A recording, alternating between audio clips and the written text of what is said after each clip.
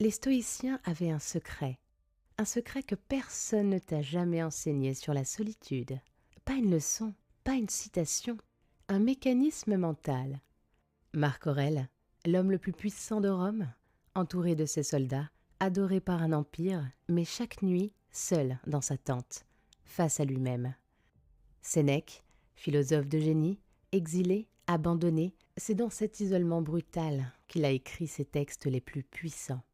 Zénon, ruiné, naufragé, seul sur une plage déserte, aucun plan, aucun espoir. C'est là qu'il a fondé le stoïcisme. Pas pour survivre, pas pour devenir invincible. Et si je te disais que ta solitude actuelle, là, maintenant, c'est pas un problème à résoudre, c'est une arme à maîtriser. Dans les 10 prochaines minutes, je vais te révéler 5 vérités stoïciennes. La première va te libérer, la dernière va littéralement te retourner le cerveau. Première vérité, la solitude n'est pas ton ennemi. Écoute bien, on t'a menti. On vit dans une société qui fait tout pour que tu fuis la solitude. Netflix, réseaux sociaux, notifications non-stop, tout est conçu pour que tu ne sois jamais seul avec toi-même. Pourquoi ? Parce que quand tu es seul, tu penses. Et quand tu penses, tu remets en question ce que tu consommes, ce que tu fais, ce que tu ressens vraiment. Et ça, pour la société de consommation, c'est un problème. Tu fuis les 60 secondes de silence dans l'ascenseur. Tu fuis le moment où tu te retrouves seul avec toi-même. Et dans ce silence que tu fuis, une voix apparaît. T'es nul, tu sers à rien, tu vas rater ta vie. C'est pas la solitude le problème, c'est cette voix. Sénèque le savait déjà il y a 2000 ans. Nous souffrons plus dans notre imagination que dans la réalité. Et Marc Aurèle, seul dans sa tente, entouré d'ennemis, écrivait « La qualité de ta vie dépend de la qualité de tes pensées ». Et toi, quand tu es seul, qu'est-ce que tu te racontes ? Que personne ne te comprend ? Que tu finiras toujours seul ? C'est pas la solitude qui te détruit, c'est ce que tu te racontes dans cette solitude. Deuxième vérité, tu es ton pire ennemi dans cette solitude. Une vieille femme fait tomber ses pommes au marché. Elle murmure en larmes « Quelle idiote, toujours un fardeau pour les autres !» Tu vois ce qui vient de se passer ? Personne ne lui a dit ça. C'est elle qui s'est condamnée. Et toi, tu fais pareil. Tu scrolles Instagram, tout le monde a une vie sauf moi.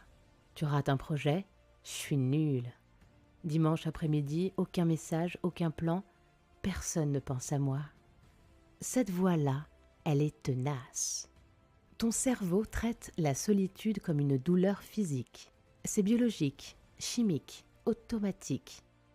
Mais il y a une bonne nouvelle. Les stoïciens avaient la solution. Troisième vérité, l'autocompassion n'est pas de la faiblesse. Sénèque nous a laissé cette phrase. Apprends à être un meilleur ami pour toi-même. Mais attention, ce n'est pas de l'apitoiement.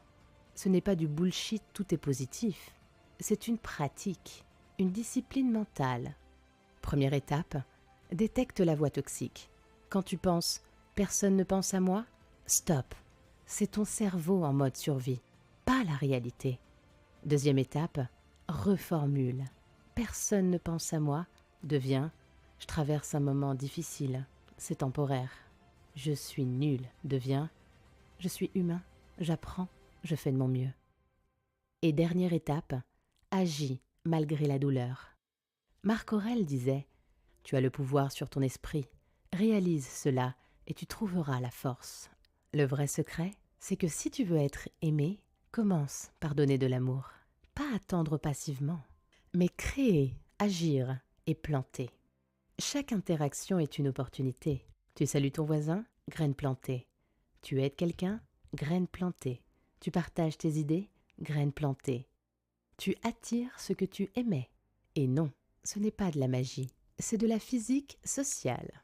Une étude de Harvard sur 75 ans l'a prouvé.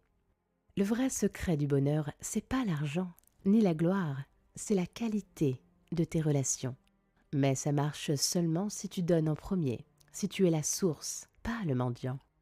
Maintenant que tu sais comment te parler à toi-même, il est temps d'apprendre à parler aux autres.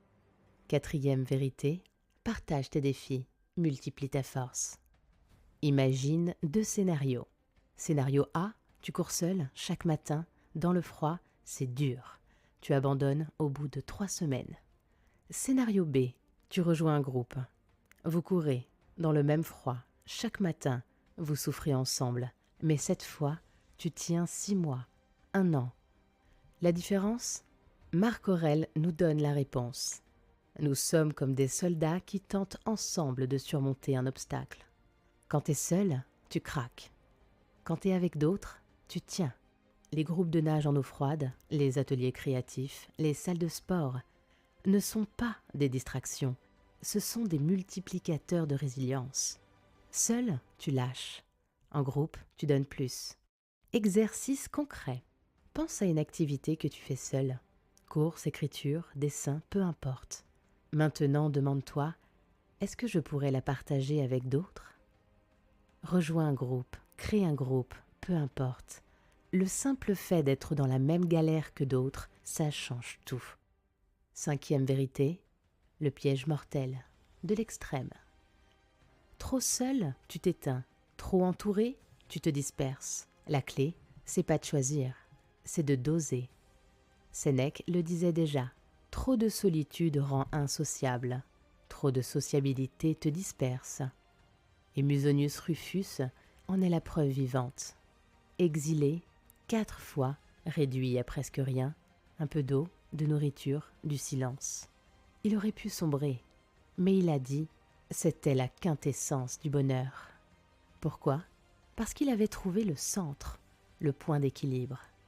Tu veux trouver ton équilibre ? Voici 3 actions que les stoïciens appliquaient chaque jour.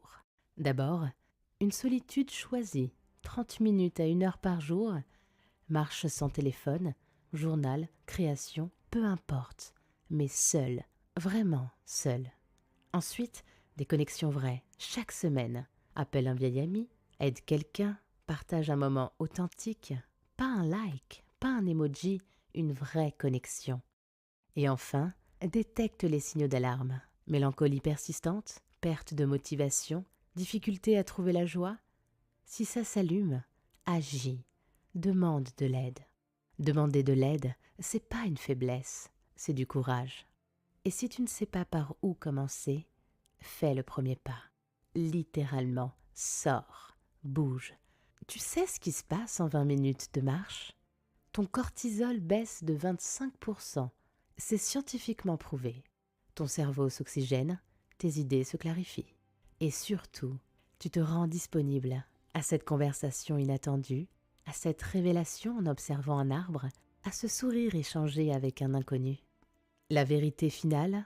Regarde. La solitude n'est ni ton ennemi, ni ta solution. C'est un outil, comme un couteau. Tu peux créer un chef-d'œuvre ou te blesser. Tout dépend de comment tu l'utilises. On résume. 1. C'est pas la solitude qui te détruit, c'est ton dialogue intérieur. 2.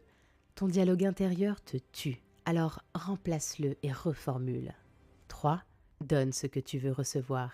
Sois la source, pas le mendiant. 4. Souffre avec les autres. La force se multiplie dans le groupe. 5. Dose, ne choisis pas. Trop seul, tu t'éteins. Trop entouré, tu te perds. Le dernier mot des stoïciens. Zénon, Sénèque, Marc Aurèle, tous seuls, tous brisés. Et pourtant, c'est dans cette solitude qu'ils ont bâti une philosophie qui traverse 2000 ans. Leur message pour toi ? Ta solitude actuelle, c'est pas une punition, c'est une invitation. Si dans 6 mois, ta vie n'a pas changé, c'est que tu n'as rien fait de ce que je viens de dire. Alors voici ta mission. Aujourd'hui même, 30 minutes seule, sans téléphone. Cette semaine, recontacte un vieil ami. Ce mois, rejoins une communauté ou un groupe. Deviens quelqu'un qui n'a pas besoin des autres, mais qui choisit d'être avec eux. C'est ça le secret. C'est ça que personne ne te dit. Le reste, c'est toi qui décides. Si ce message t'a parlé, like, abonne-toi. Pas pour moi, mais pour te rappeler que tu n'es pas seul dans ce combat. Et souviens-toi, la flamme en toi ne s'éteint jamais. Parfois elle diminue, mais elle est toujours là. Alors, nourris-la, protège-la, partage-la. Et n'oublie pas, prends le contrôle.